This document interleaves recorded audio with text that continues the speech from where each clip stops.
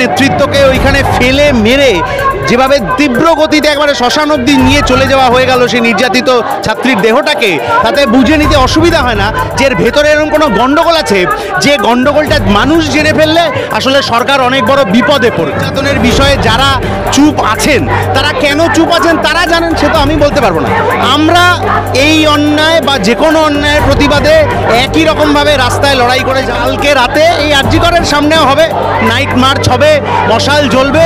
নারী নিরাপত্তা 1 এবং 2, এই নারীর নির্যাতনকে সামনে রেখে যে ভয়ঙ্কর একটা চক্র চলছে সেই চক্রকে ভেঙে ফেলতে। এই যে আরজি করে যে খুন এবং ধর্ষণ কাণ্ড বেশ কয়েকদিন কেটে গেলেও এখনো অধরা অভিযুক্তরা, রাজ্য সরকার চাইছে না তাই অভিযুক্ত ধরা পড়ছে না। যে কলকাতা পুলিশকে নাকি স্কটল্যান্ড ইয়ার্ডের সাথে তুলনা করা হতো, সেই কলকাতা পুলিশ এখন আসল দোষীদের ধরতে পারছে না, এটা তো বিশ্বাসযোগ্য নয়। আসলে ওরা দোষীদের ধরতে চাইছে না, কারণ অনেক বড় মাথা জড়িত, একটা বিরাট মাকড়সার জালের মতো র্যাকেট আছে, যে এই র্যাকেটটা ছিঁড়ে গেলে অনেকের বিপদ হবে, তার জন্য ধরছে না। এই যে একসময় হাসপাতাল কর্তৃপক্ষ বলেছিল যে আত্মহত্যা, কিন্তু পরে দেখা গেল যে যৌনাঙ্গ থেকে 150 গ্রাম সিমেন্ট পাওয়া গেছে, অর্থাৎ সেটা তো একটা গণধর্ষণ বলা যেতে পারে। আমরাও টিভি মিডিয়াতে যা দেখেছি, ডাক্তারবাবুরা যা বলেছেন, তাতে একটা পাশবিক অত্যাচার, কিন্তু এটা শুধু অত্যাচারের বিষয় নয়। পাশবিক অত্যাচারের পাশাপাশি মানে ভয়ঙ্কর নির্যাতনের পাশাপাশি এই যে গাড়ি ভেঙে দেওয়া হলো, বা পুলিশ সেদিন লাশটাকে কার্যত আমাদের থেকে ছিনিয়ে নিয়ে চলে গেল, ছাত্র যুব নেতৃত্বকে ওইখানে ফেলে মেরে যেভাবে তীব্র গতিতে একবারে শ্মশান অবধি নিয়ে চলে যাওয়া হয়ে গেল সেই নির্যাতিত ছাত্রীর দেহটাকে, তাতে বুঝে নিতে অসুবিধা হয় না যে এর ভেতরে এরকম কোনো গণ্ডগোল আছে, যে গণ্ডগোলটা মানুষ জেনে ফেললে আসলে সরকার অনেক বড় বিপদে পড়বে।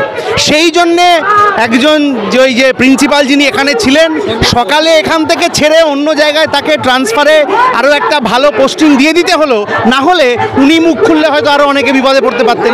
প্রশ্ন তুলেছে যে সন্দীপ ঘোষ কি তাহলে এতটাই পাওয়ারফুল, যিনি একবার পদত্যাগ করার পরে আবার ন্যাশনাল মেডিকেল কলেজে 2 বার পদত্যাগ করেছিলেন, 2 বার পদত্যাগ নয়, 2 বার রেজিগনেশন দিয়েছিলেন, কিন্তু ওর রেজিগনেশন গৃহীত হলো না।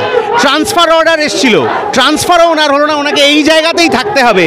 তাহলে বুঝে নিতে অসুবিধা হয় না যে এই জায়গার মধ্যে ওই ওষুধের চক্র হোক, দালাল রাজ হোক বেড পাওয়ার জন্যে, কি অন্য যা কিছু হোক, সেইটা আসলে ওনার কন্ট্রোলে আছে বলে, এবং ওনার থেকে সম্ভবত 75-25 হিসেবে আরও কিছু অন্য বড় মাথা যুক্ত আছে বলে ওনাকে এই জায়গায় টিকিয়ে রাখতে হচ্ছে।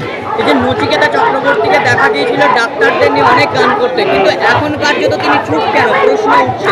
এটা তো উনি বলতে পারবেন যে একটা মেয়ের এই ধরনের নির্যাতনের বিষয়ে যারা চুপ আছেন, তারা কেন চুপ আছেন তারা জানেন, সে তো আমি বলতে পারবো না। আমরা এই অন্যায় বা যে কোনো অন্যায়ের প্রতিবাদে একই রকমভাবে রাস্তায় লড়াই করে যাব যতদিন অবধি না নির্যাতিতার প্রকৃত তদন্ত হয়।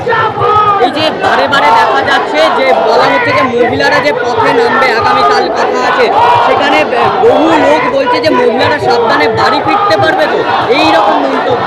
মহিলা পুরুষ নির্বিশেষে সকল মানুষের সাবধানে রাতে বাড়ি ফিরতে পারবেন, সকালে অফিস যেতে পারবেন, নিজের মত প্রকাশের স্বাধীনতা পাবেন, নিজের কথা বলার স্বাধীনতা পাবেন, নিজের ইচ্ছে মতো কাজ করার স্বাধীনতা পাবেন। তার জন্যই তো এই সমাজ বদলের লড়াইটা। ফলে কালকে রাতে এই আরজি করের সামনেও হবে নাইট মার্চ হবে, মশাল জ্বলবে। নারী নিরাপত্তা 1 এবং 2, এই নারীর নির্যাতনকে সামনে রেখে যে ভয়ঙ্কর একটা চক্র চলছে সেই চক্রকে ভেঙে ফেলতে হবে। স্বাস্থ্য দপ্তরের অনেক বড় মাতব্বররা জানেন কি চক্রান্ত এখানে চলে, সেই স্বাস্থ্য দপ্তরের চক্রান্ত ভাঙতে হবে। সিভিক পুলিশের নিয়োগ কিভাবে হয়েছে এই নিয়ে বহু মানুষের প্রশ্ন আছে। আদৌ কোনো তদন্ত মানে ঠিকঠাক মতো করে খবর নেওয়া হয় কারা সিভিক পুলিশ হিসেবে চাকরি পাচ্ছেন? ফলে ওই সিভিক পুলিশের নিয়োগে দুর্নীতি আছে, এই সমস্ত দুর্নীতি 1, 2, 3 করে ভাঙতে হবে। সিভিক ভলেন্টিয়ার হয়েও এখানে সঞ্জয় কেন পুলিশের মতো সুযোগ সুবিধা? গোটা পশ্চিমবাংলায় এরকম হাজারে হাজারে সিভিক ভলেন্টিয়ার আছে যারা পুলিশের বড়বাবু কোথায় ট্রান্সফার হবে ঠিক করে, যারা তোলে, যারা হচ্ছে পঞ্চায়েত নির্বাচনের আগে বিরোধীদের ওপর আক্রমণ করে। ফলে এই ধরনের সিভিক ভলেন্টিয়ারের নামে যে তৃণমূলের গুন্ডারা, তাদেরকে এবার 1, 2, 3, 4 করে লিস্ট করার সময় এসছে।